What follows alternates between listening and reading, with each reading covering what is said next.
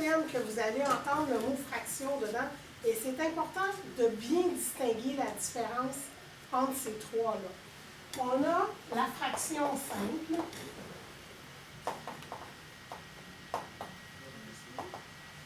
On a l'expression fractionnaire.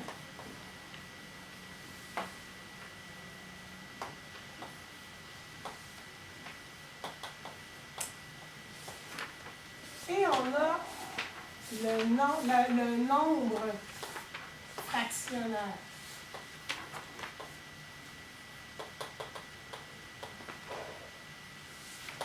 Et ce sont trois choses différentes.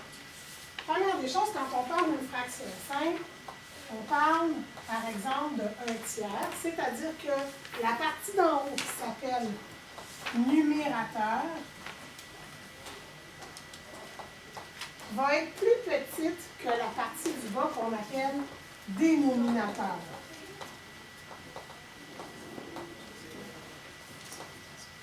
Alors, la partie d'en haut est plus petite que la partie d'en bas.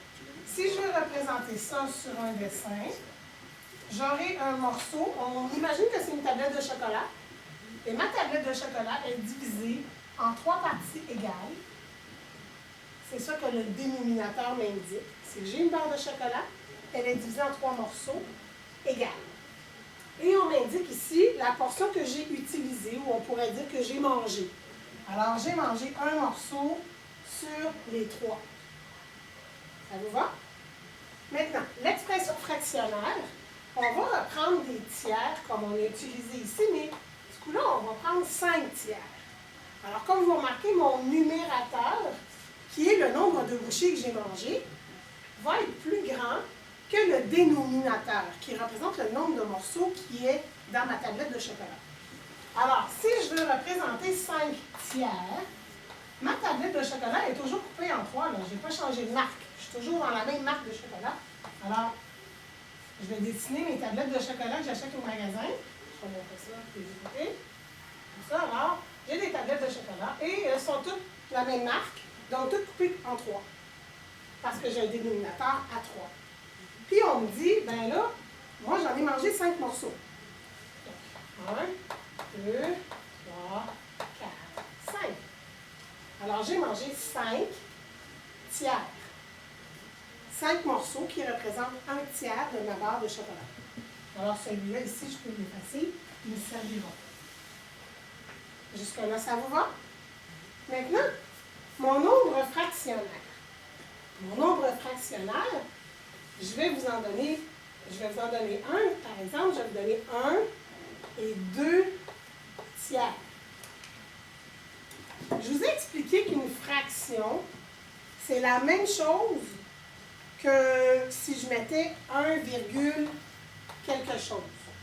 Donc, la partie entière, donc ça représente ma barre de chocolat qui est complète. OK, c'est le 1. Et le 2 tiers, ça représente un petit bout de ma barre de chocolat. Donc, ici, je vais essayer de dessiner ça. Ce que ça me dit, ce nombre-là, c'est que j'ai une tablette complète de manger. En combien sont coupées mes tablettes? Bien, c'est ma fraction qui me dit. J'ai toujours la même barre de chocolat. Donc, je suis toujours en tiers. Donc, je vais encore transposer ma barre de chocolat que j'ai achetée. Là, on me dit que j'en ai mangé une entière. C'est pour ça qu'on appelle ça un entier. Donc, une entière, bien, ça veut dire que je l'ai toute mangée. Et le 2 tiers qui est ici, ça c'est ici, et le 2 tiers qui est là, bien, ça veut dire, comme j'ai expliqué à la fraction 5, j'ai toujours ma barre de chocolat qui est coupée en 3, et j'en ai mangé 2 morceaux. Alors, j'ai mangé un entier et 2 tiers. Je ne sais pas si vous remarquez, mais le dessin qui est ici est le même que mon expression fractionnaire.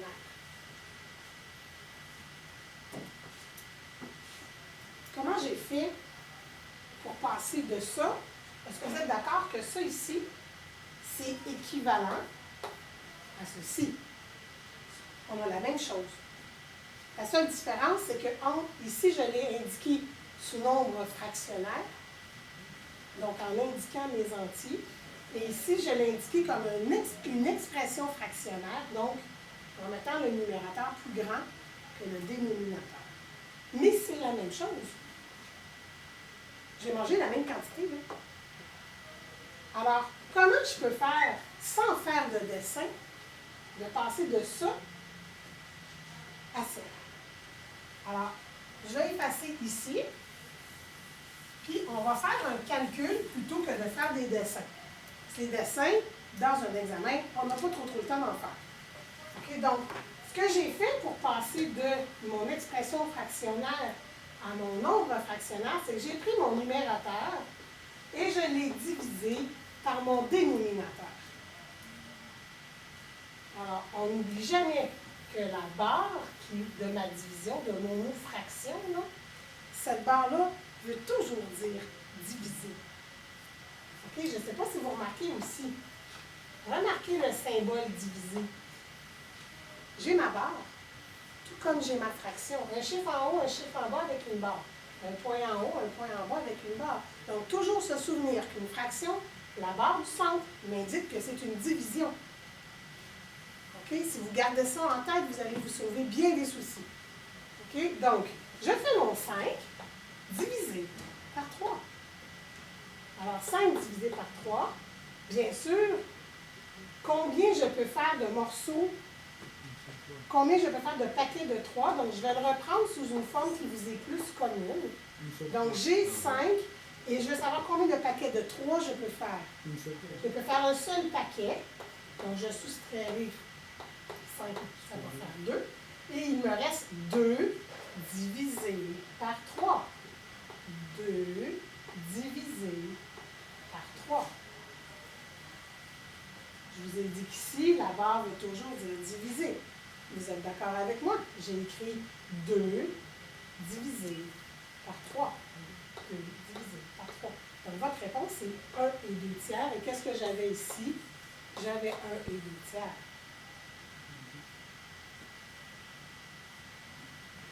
Avez-vous suivi? Alors, je passe de là à ici, donc de l'expression fractionnaire à mon nombre fractionnaire, en faisant une division. J'aime pas ça la faire de même, pas de problème, faites-la comme celle-ci. Vous êtes plus habitués avec ça. 5 divisé par 3, sauf qu'ici, on ne va pas mettre la virgule. On va utiliser le restant. Tu sais, le reste, vous avez appris ça au primaire, 1 reste 8, 3 reste 9. Vous avez appris ça à les faire. Alors, c'est là que le mot reste vient vous être utile. C'est que ton reste, tu ne vas pas continuer avec la décimale. Parce que moi, je ne veux pas une réponse en décimale. J'ai une réponse en fraction. Alors, tu prends ton restant et il est divisé par 3. Donc, ton restant divisé par 3. C'est comme ça qu'on l'indique pour vous donner un nombre fractionnaire. Pour ça, j'ai préparé une petite feuille. Non, parce que si tu fais ça, tu vas me donner une réponse en nombre décimal. Et je ne veux pas de réponse en nombre décimal parce qu'ici, je te demande de passer d'une expression fractionnaire à un nombre fractionnaire. Ces 3 termes-là, c'est très important de les comprendre parce que dans l'examen, je pourrais te demander, donne-moi ta réponse sous forme de fraction. Fraction, c'est lui. Donne-moi ta réponse sous nombre fractionnaire. Nombre fractionnaire. Ah oui, c'est lui. Donc, il faut que tu connaisses les termes. Un peu comme tes positions, je t'ai dit que c'était important de connaître tes positions. C'est la même chose pour ces expressions-là. Il faut les connaître pour bien les reconnaître dans vos questions d'examen s'il y a lieu. Ça vous va? Est-ce qu'il y a des questions? On a vu comment on pouvait passer d'une expression fractionnaire vers un nombre fractionnaire. Maintenant, c'est bien de savoir transformer par là, mais il faut aussi être capable de transformer de l'autre bord. Alors, on va reprendre nos chiffres. Je vais réécrire ici expression fractionnaire. Quelqu'un capable de me dire qu'est-ce qu'a de particulier l'expression fractionnaire? Tu divises. Non, je ne veux pas savoir qu'est-ce que tu fais. Je veux savoir qu'est-ce qu'elle a de particulier quand tu la regardes. Je vais les centrer. Non, l'expression fractionnaire, son numérateur est plus grand que son dénominateur. OK, vous vous souvenez? Et ici, on aura les nombres fractionnaires.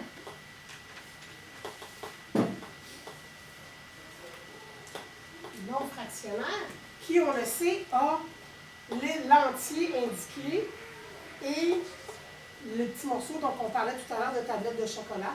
Donc, ma tablette au complet avec 2 morceaux sur 3 de manger.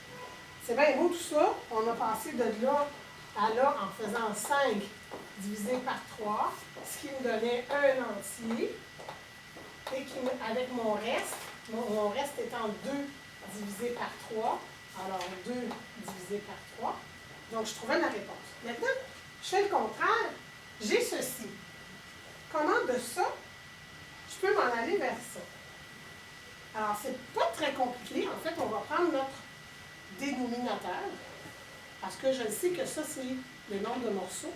Le nombre de morceaux multiplié par l'entier. Donc, ça va nous donner 3 fois 1, parce que ici, je vais faire une multiplication, et je vais ajouter les 2 morceaux de la barre qui est incomplet. Et ici, j'aurai donc une addition. Donc, je vais faire 3 fois 1 plus 2, et tout ça, c'est des barres de chocolat qui sont divisées en 3 morceaux. Alors, si on fait nos priorités d'opération qu'on a vues la semaine dernière, on va faire 3 fois 1 qui nous donne 3. J'additionne 2, ça me donne donc 5 morceaux. Et tout ça, c'est des tiers.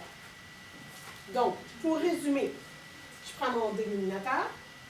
3 fois 1 plus 2, ça fait 5. 5 tiers. Donc, si je prends un autre exemple, je pourrais prendre 2 et 5 septièmes.